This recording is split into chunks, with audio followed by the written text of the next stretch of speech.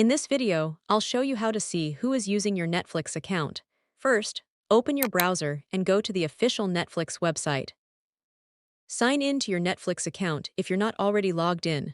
Once you're signed in, click on your profile icon and open account. Next, scroll down to the Security and Privacy section and select Manage Access and Devices. Here, you'll see a list of devices that have recently accessed your Netflix account. You can view information such as the device type, profile used, location, and recent activity. Review the list carefully to identify who is using your account and whether there are any devices you don't recognize. If you find an unfamiliar device, you can sign it out directly from this page to help keep your account secure.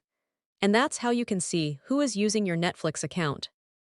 If this video helped, make sure to leave a like, subscribe for more quick tutorials, and turn